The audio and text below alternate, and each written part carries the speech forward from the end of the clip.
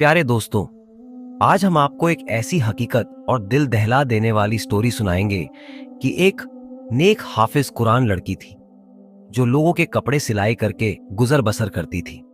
मरने के बाद वह क्यों अजाब का शिकार हुई, उसकी कब्र का हाल जानकर हर कोई दंग रह गया, क्योंकि वह बड़ी नेक थी। लोगों के इसरार पर जब उसकी मां ने उस लड़की की हकीकत बताई तो यह जानकर सबके रोंगटे खड़े हो गए।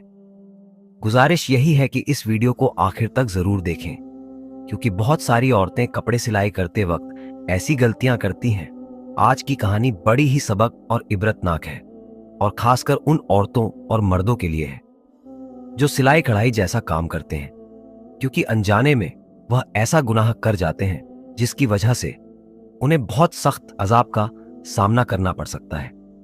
भारत के एक इलाके में सानिया नामी लड़की अपनी मां के साथ रहती थी। उसके बाप का इंतकाल हो चुका था। सानिया की मां ने सानिया को कुरान पाक हिफ्ज करवाया और आलिम की तालीम भी दिलवाई और सिलाई भी सिखाई थी, ताकि यह लोगों के कपड़े वगैरह सिलाई करके और कुछ नहीं तो घर का खाना पीना ही चला सके, यानी कि उन मां बेटी की 2 वक्त की रोटी चल सके। सानिया बहुत ही मेहनती लड़की थी। उसके कुछ उसूल थे जिससे वह कभी पीछे नहीं हटती थी। अभी भी कितनी देर से उसके पास 3 औरतें बैठी हुई थीं। बार बार कपड़े सिलाई के लिए इसरार किए जा रही थी, लेकिन सानिया ने 2 टूक लफ्जों में उन्हें जवाब दे दिया कि वह उनके कपड़े नहीं सी सकती। वह औरतें फिर सानिया की मिन्नतें करने लगी, कहने लगी, सानिया देखो, इनकार ना करो, तुम सबके कपड़े सिलाई करती हो और बहुत अच्छे करती हो, हमारे कपड़े भी सिल दो। बहुत महंगे कपड़े खरीदे हैं हमने, हम किसी और दर्जन को देकर अपने कपड़े खराब नहीं करवाना चाहती। तुम तो जानती हो, तमाम गली मोहल्लों की औरतें तुमसे ही कपड़े सिलवाती हैं। तुम कम दाम में बहुत अच्छी सिलाई करके देती हो और कपड़े पहनने में भी बहुत अच्छे लगते हैं। सानिया बोली, लेकिन जैसा डिजाइन आप लोग बोल रही हो, इस तरह के कपड़े मैं नहीं सिलती। उन कपड़ों में पूरे पूरे बाजू नजर आएंगे, शलवार का डिजाइन भी ऐसा होगा कि पिंडलियों से ऊपर पांव दिखेंगे। तौबा तौबा, मैं ऐसे कपड़े कैसे सिल सकती हूं। सानिया ने यह बोलकर साफ साफ इनकार कर दिया। वह औरत कहने लगी, हम तुम्हें 1000 सिलाई देने की बजाय 2000 जोड़े की सिलाई देंगे। हमें तुम्हारे हाथ की सिलाई बहुत पसंद है, तुम बहुत सुकून से काम करती हो। सानिया खड़ी हुई और कहने लगी, नहीं बाजी, मैं सिलाई नहीं करूंगी। और फिर वह अपने वजू खाने की तरफ चली गई। सानिया की मां ने शर्मिंदगी से उन दोनों औरतों से माजरत की और कहने लगी, मेरी बेटी थोड़ी पर्देदार है, इसीलिए इस तरह के कपड़े नहीं सीती। दोनों औरतों के जाने के बाद सानिया की मां ने सानिया से कहा, बेटी, तुम क्यों रोजी को धक्का देती हो? आखिर तुम कपड़े सिलाई क्यों नहीं करना चाहती थी? 2-4 पैसे आ जाते। सानिया बोली, अम्मा, मैं ऐसे ही बेहयाई के कपड़े किसी को सिलकर नहीं दे सकती। इतना कहकर सानिया अपना दुपट्टा सेट करते हुए वजू करने चली गई और उसकी अम्मा भी खामोश हो गई। वह जब भी सानिया से कोई बात करती तो वह इसी तरह के जवाब देती थी। उन्हें अपनी बेटी से बहुत मोहब्बत थी। उसकी मां भी लोगों के घरों का काम करने जाती थी और बेटी घर पर मेहनत करती थी। ऐसा करते करते सानिया ने अपने पूरे जहेज का सामान बना लिया। फिर सानिया की मां ने अच्छा लड़का देखकर सानिया की शादी कर दी। वह लड़का गरीब जरूर था, लेकिन सानिया की बहुत इज्जत किया करता था। सानिया की मां ने शादी तय करते वक्त यह कहा था कि मेरा तो कोई सहारा नहीं मेरी बेटी के अलावा, इसलिए मैं अपनी बेटी और दामाद को अपने घर पर ही रखूंगी। वह लोग भी मान गए। इस तरह सानिया शादी के बाद अपनी ही मां के घर दोबारा से रहने लगी। उसका शौहर जितने भी पैसे कमाता, लेकिन घर का गुजारा फिर भी मुश्किल था। सानिया को कपड़े सिलाई करना ही पड़ते थे। वक्त ऐसे ही गुजरता गया। सानिया प्रेग्नेंट हो गई। अब सानिया से कपड़े सिलाई करना बड़े मुश्किल हो रहे थे। इधर सानिया को यह खुशखबरी मिली और उधर शौहर ने घर आकर बताया उसे नौकरी से निकाल दिया गया है। यह बात सुनकर रोने तड़पने लगी कि अब मेरा क्या होगा, मैं इस हाल में भी कपड़े सिलाई करूंगी, क्या मुझे सुकून नहीं मिल सकता? हालांकि सानिया का शौहर सानिया का बहुत ख्याल रखता था। जब वह कपड़े सिलाई करने बैठती तो सानिया को वहीं बैठे चाय भी बनाकर देता, कभी खाना बना के देता और बाहर नौकरी भी करता था। अब तो अक्सर ही सानिया अपने शौहर से काम के सिलसिले में बहस हो जाती। शौहर से वह बदतमीजी करने लगती, बदजुबानी करने लगती। जब शौहर खाना खाने बैठता तो आगे से यह कह देती, काम के ना काज के, दुश्मन अनाज के। वह बेचारा दो निवाले खाता और उठकर बाहर चला जाता। हालांकि वह भी रोज काम ढूंढने जाता था और यह तो अल्लाह की मर्जी थी कि उसको काम मिल ही नहीं रहा था। ऐसा करते करते आखिर वह दिन आ गया कि सानिया के घर बेटी पैदा हुई। सानिया का शौहर और सानिया की मां बच्ची को देखकर बहुत खुश हुए। सानिया का शौहर तो बच्ची की खुशी में घर घर में मिठाइयां बांट रहा था। इधर सानिया के शौहर को बच्ची की खुशखबरी मिली और उधर सानिया के शौहर का काम भी लग गया। जहां सानिया के शौहर को काम मिला, वह ठेकेदार बड़ा ही सख्त मिजाज था। मजदूरों के साथ बदतमीजी से पेश आता, उसे बस काम ही प्यारा था। लोग बस मजबूरी के तहत उसके पास काम करते थे और अक्सर वह मजदूरों को गंदी गालियां भी दे दिया करता था। हो रहा था, जब बेटी थोड़ी सी बड़ी हुई तो सानिया ने फिर से अपनी सिलाई स्टार्ट कर दी ताकि उसकी बेटी का खर्च भी पूरा हो सके। जो भी औरतें कपड़े सिलवा कर ले जाती, उनके कपड़ों में से जो कपड़ा बच जाता वह औरतें उसी को दे देती। उसी कपड़े से वह अपनी बेटी के छोटे छोटे फ्रॉक्स सिलाई कर लेती और उसको पहना देती। इसी तरह वह गुजर बसर कर लेती, क्योंकि सानिया के शौहर की इतनी कमाई तो नहीं थी कि जिससे वह ज्यादा खर्च कर सके। बिजली के बिल और घर का राशन वगैरह ही शौहर पूरा कर सकता था। फिर एक दिन खुदा का करना ऐसा हुआ कि उन लोगों के घर में जलजला सा आ गया। हुआ कुछ यूं, सानिया का पांव अचानक सीढ़ियों से फिसला और पहली सीढ़ी से गिरती हुई आखिरी सीढ़ी तक आ गई। उसके सर से इतना खून बह गया कि उसकी मां रोने चिल्लाने लगी। पूरा मोहल्ला उनके घर में इकट्ठा हो गया। जल्दी से सानिया के शौहर को खबर कर दी गई। जुमे का दिन था और सानिया का शौहर इसलिए आज काम पर था कि एक्स्ट्रा जो पैसे मिलेंगे मैं अपनी बच्ची के लिए खिलौने खरीदूंगा। उस दिन और कोई मजदूर वहां काम नहीं कर रहा था। जब सानिया के शौहर को बीवी की ऐसी खबर मिली तो जल्दी से अंधाधुन उसने ताले लगाए और भागकर घर वापस आ गया। चाबी उसने अपनी जेब में रख ली और जल्दी से घर आ गया। डॉक्टर के पास ले जाते सानिया रास्ते में ही दम तोड़ गई। सानिया के शौहर को सानिया की कई बातें बहुत याद आ रही थी। वह तड़प तड़प कर रो रहा था और सानिया की मां भी बिलक बिलक कर रो रही थी। सानिया का शौहर इसलिए भी ज्यादा रो रहा था कि उसकी मासूम सी बच्ची है। उसका क्या होगा, क्या बनेगा बिना मां के, ये कैसे पालेगी। अभी तो वह इतनी छोटी थी कि मां का दूध पीती थी। यह सब सोचकर वह और भी ऊंची आवाज में रोने लग जाता। सानिया की अचानक मौत पर हर कोई अफसोस करने लगा। कौन जानता था एक जवान लड़की भरी जवानी में यूं खामोशी से चली जाएगी। हर कोई सानिया की नेकी के गुण गाया करता था। सभी जानते थे वह कितनी नेक थी, परहेजगार थी, हर किसी का ख्याल रखने वाली थी। हर कोई उसकी तारीफ में लगा हुआ था। सानिया की मां और शौहर का रो रोकर बुरा हाल हो गया। वह दोनों गम से निढाल थे। फिर तदफीन का वक्त करीब आया और सानिया का जनाजा उठ गया। सानिया को करीबी कब्रिस्तान ले जाकर दफना दिया गया। उसे दफनाते वक्त उसका शौहर कब्र के अंदर उतरा था और उसी दौरान उसके जेब में से वह चाबियां निकलकर कब्र के अंदर गिर गई, जहां काम से वह ताले लगाकर आया था। उसके शौहर को इस बात का पता ही ना चला। वह घर लौट आया। शाम होते ही सब लोग अपने अपने घरों को चले गए। सबके जाने के बाद घर बिल्कुल वीरान सा हो गया। सानिया की सिलाई मशीन सामने ही रखी हुई थी, जिसे देखकर उसकी मां बार बार रोने लग जाती, क्योंकि उसको पहले बेवा होने का दुख था और अब बेटी के चले जाने और छोटी नवासी का तन्हा रह जाने का दुख बार बार सता रहा था। सानिया के शौहर ने सानिया की मां को संभाला और गोद में अपनी बच्ची को भी बिठाए हुए था। लेकिन एक मां को कहां करार आना था, जिस बेटी ने मां का बाजू बनकर दिखाया था। वह इतनी अचानक चली गई, उसकी की मां को तो यकीन ही नहीं आ रहा था। बस सानिया की मां यही बोले जा रही थी, अभी अभी तो मेरी बेटी कपड़े सिलाई कर रही थी। यह सब क्या हो गया, उसकी मां को किसी भी तरह से यकीन ही नहीं आ रहा था कि उसकी बेटी अब इस दुनिया से जा चुकी है। सानिया की नन्ही बेटी भी बिलक बिलक कर रो रही थी और सानिया का शौहर नहीं चाहता था कि वह अगले 2-3 दिन काम पर जाए। वह अपनी बेटी का खूब ख्याल रखना चाहता था और बीवी के गम में बहुत निडाल था। इसलिए वह मालिक को बताना चाहता था कि मैं अगले 4 दिन काम पर नहीं आऊंगा।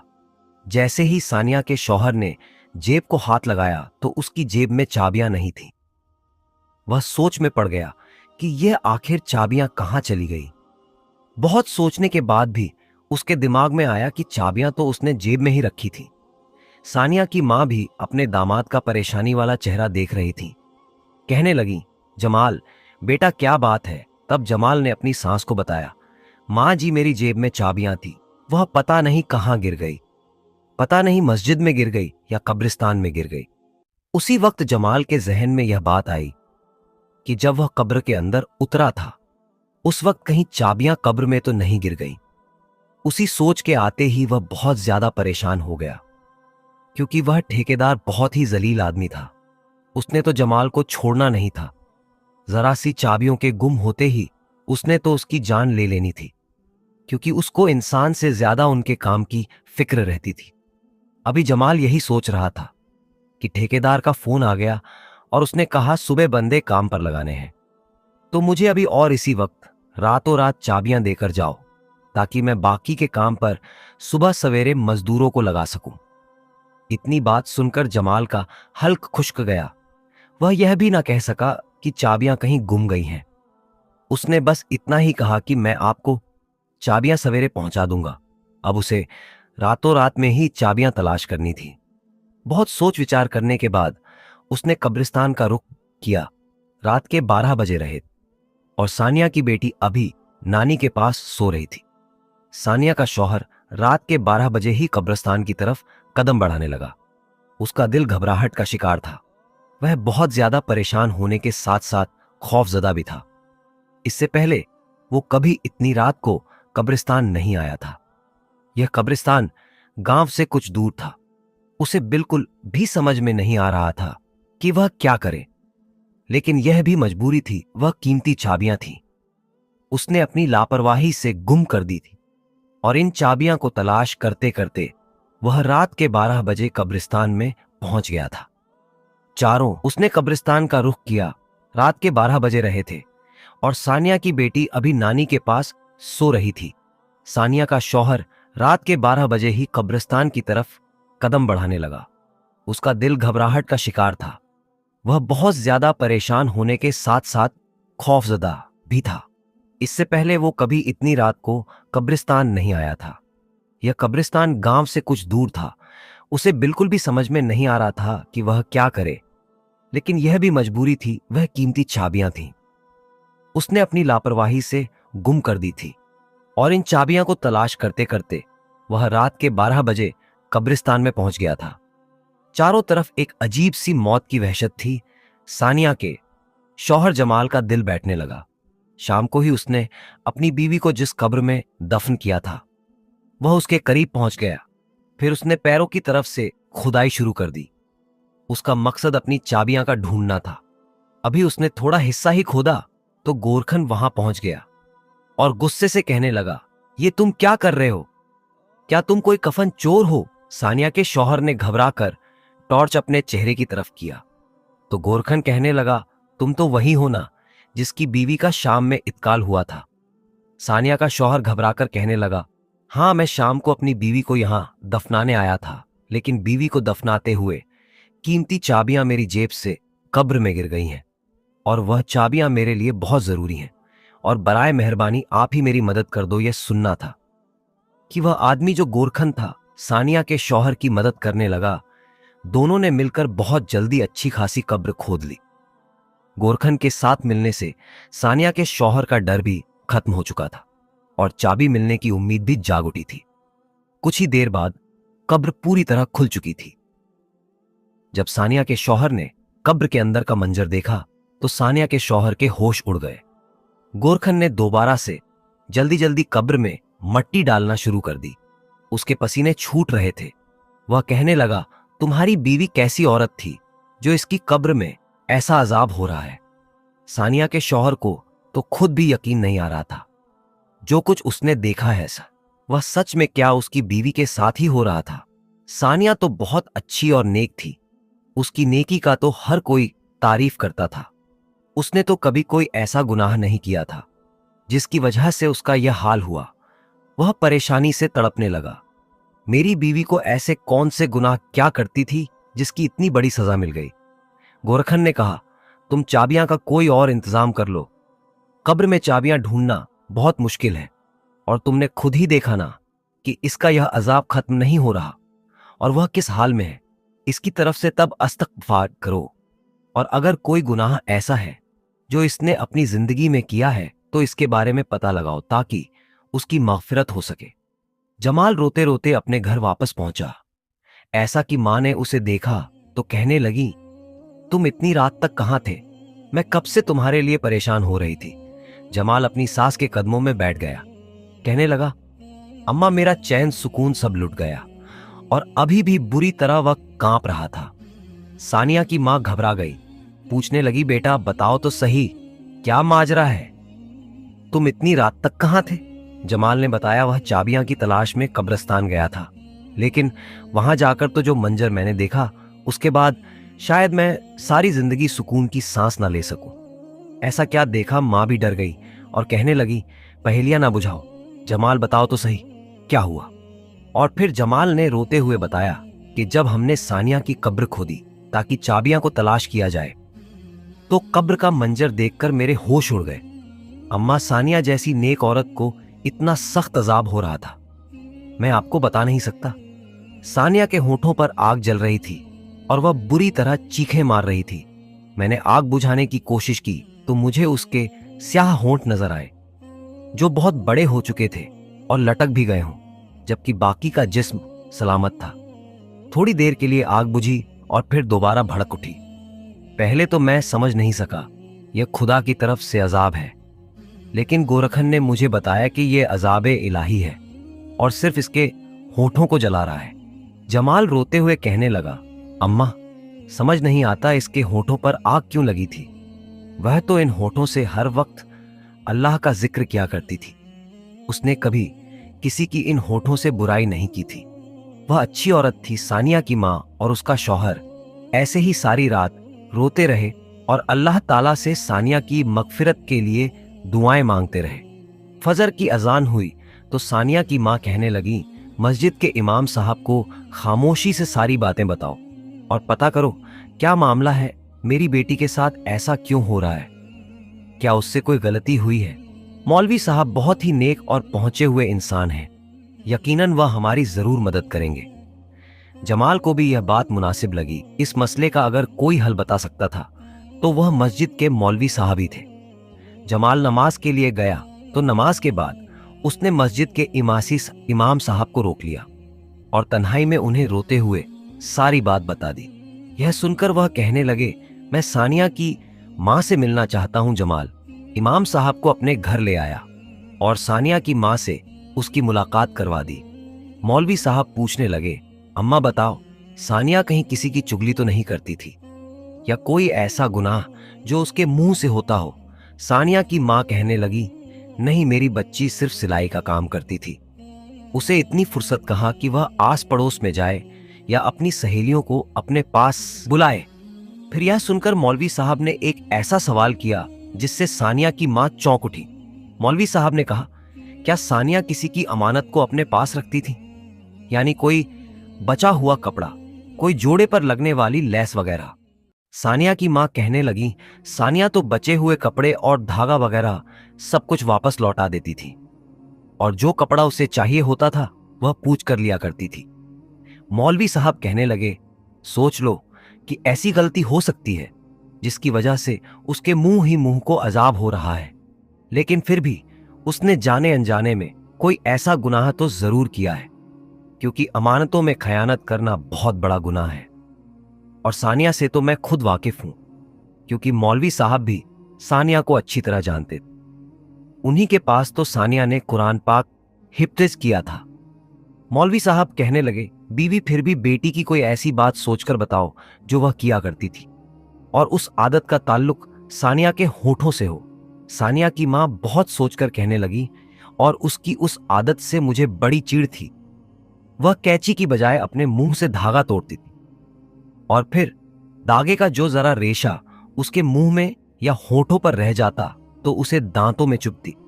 अक्सर ही मैंने उसका मुंह चलते हुए देखा था, लेकिन वह बार बार कैंची नहीं उठाती थी।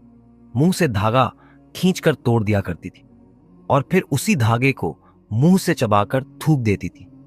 बहुत बार मैंने उसे समझाया कि इस तरह होंठ भी कट सकता है, लेकिन वह अपनी आदत में पक्की हो चुकी थी।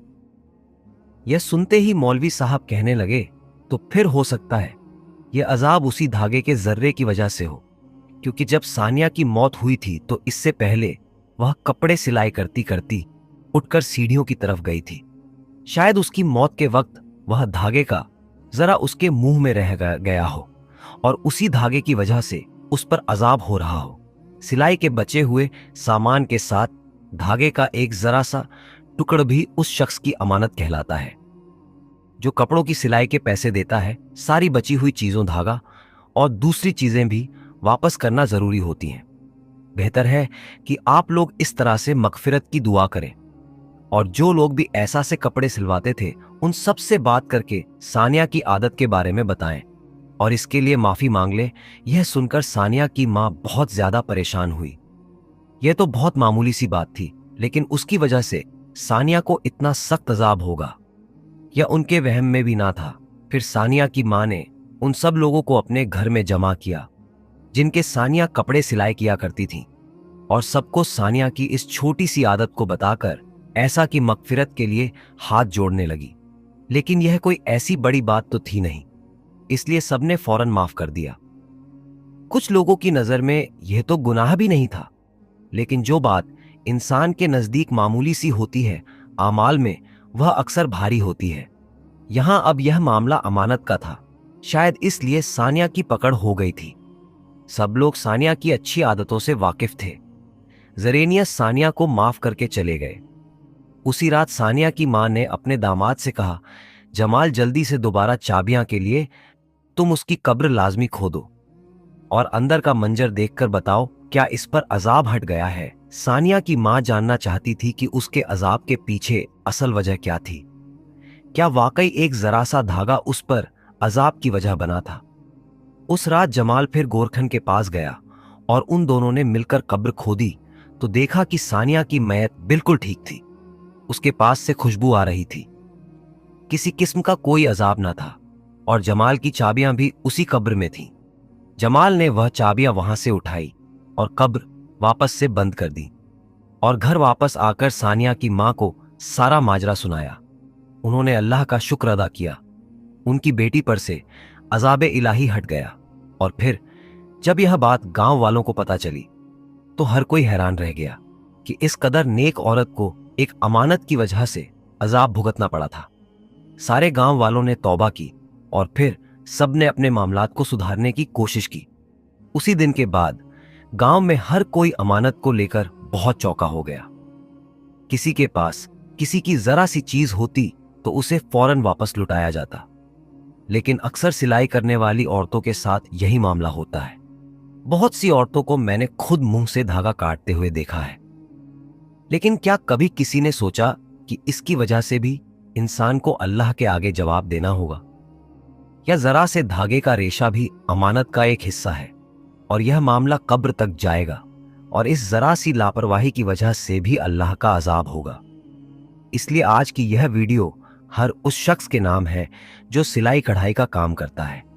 अगर आप भी ऐसी कोई गलती करते हैं तो खुदारा ऐसी कोई गलती ना करें, ईमान में खयानत ना करें, धागे से लेकर बटन तक हर चीज को वापस कर दिया करें। हमें उम्मीद है कि आज की हमारी यह कहानी आप लोगों के लिए एक सबक है। और प्यारे दोस्तों, ऐसी ही इस्लामिक वीडियोस हासिल करने के लिए हमारे चैनल को सब्सक्राइब करके और अपना कमेंट में राय जरूर दें और अपने फैमिली में शेयर जरूर करें। शुक्रिया। अल्लाह हाफिज। नेक्स्ट वीडियो किस टॉपिक पर देखना चाहेंगे कमेंट में लाजमी बताएं।